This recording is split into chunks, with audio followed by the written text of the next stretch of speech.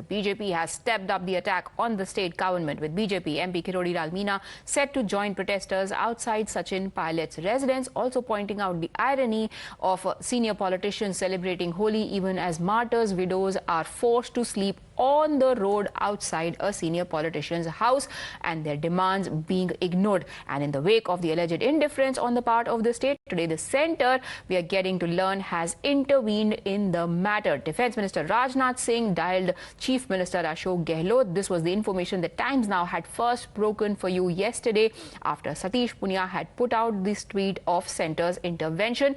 This came after Sachin Pilot had met the martyrs' family and also shot a letter to Chief Minister of Rajasthan asking for a sympathetical consideration of their demands on priority. वहाँ पे अशोक गहलोत बहुत competent chief minister हैं और मुझे पूरा यकीन है कि जो वादे किए गए हैं उनमें देर हो सकती है, लेकिन अशोक गहलोत निश्चित तौर से उन वादों को पूरा करेंगे। Now, Times Now has also been speaking to the widows of the martyrs of Pulwama who have been pushed, dragged and insulted by the police in Rajasthan. And despite that video coming to light, the cops had said that no such thing happened. They were just trying to tell and assuage the concerns of the widows, and they had been taken away for medical test and checkup. No jostling happened. But look at the visuals on your screens, completely belying the version put forward by the police in that case. Their only fault was that the martyrs' widows wanted to meet the chief minister. Even yesterday, when they wanted to meet Sachin Pilot, they were initially pulled away, ambushed. चल गई, हमारा मान सम्मान कोई नहीं रहा, हम नहीं जीना चाहते। हाथ जोड़ के विनती है मंत्री साहब से कि न्याय नहीं मिलनी है, कुछ नहीं मिलने, आपके सामने खड़ा हो जाएंगे। किधर भी जाते हैं तो उधर ही हमारा मान सम्मान घटता जाता है, घटता जा रहा है, घटता जा रहा है। अरे मंत्री होके और उसी टाइम वो बोलती है प्रियंका गांधी, वो बोल रही थी कि हम भी लड़की है तो हम भी लड़ सकते हैं। आज कहाँ गई वो लड़की?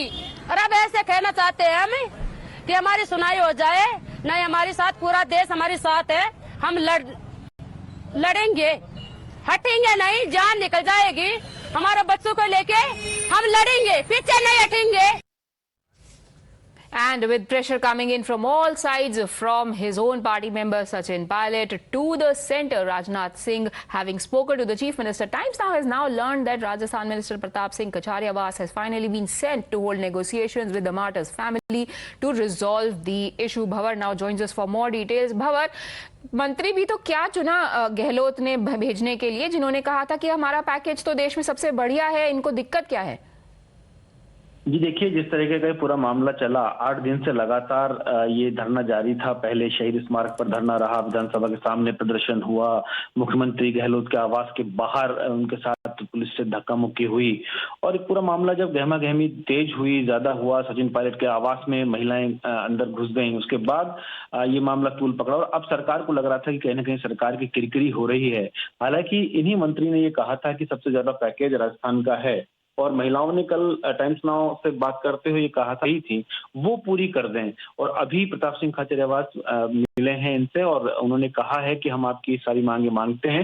हालांकि मौखिक रूप से ये बात फिलहाल कही गई है, उसमें लिखित आश्वासन फिलहाल नहीं है, लेकिन ये माना जा रहा है कि अब सरकार उनकी मांगों को मान करके जितनी भी उनकी मांगे हैं उनको पूरा करने की कोशिश करेगी। एक बात बहुत जरूरी है भंवर, हमारे दर्शकों को बताना कि ये मांगे इन महिलाओं की कोई अचानक से नहीं आ गई हैं, ये वो वादे हैं जो स्टेट गवर्नमेंट ने खुद इनसे किए थे कि स्मारक बनाए जाएंगे, सड़क बनाई जाएगी।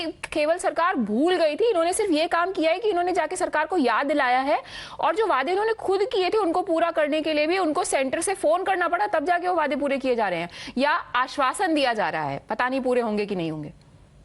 जी देखिए, वादे पूरे होंगे या नहीं होंगे ये अभी देखने वाली बात होगी, क्योंकि पिछले 4 साल से लगातार ये महिलाएं चक्कर काट रही थी। इनका कहना था कि हमारे साथ ये ठीक नहीं हुआ है और फिर अचानक सांसद किरोड़ी लाल मीणा के साथ वो धरने पर बैठी, विधानसभा भी पहुंची, वहां घेराव किया, तो ये सारी तस्वीरें सरकार देख रही थी। तो ऐसे में सरकार को बहुत पहले, चूंकि नैतिक कर्तव्य भी है, दायित्व भी बन जाता है, क्योंकि वीरांगनाएं हैं, उनके पतियों ने शहादत दी है, देश के लिए अपनी जान कुर्बान की है।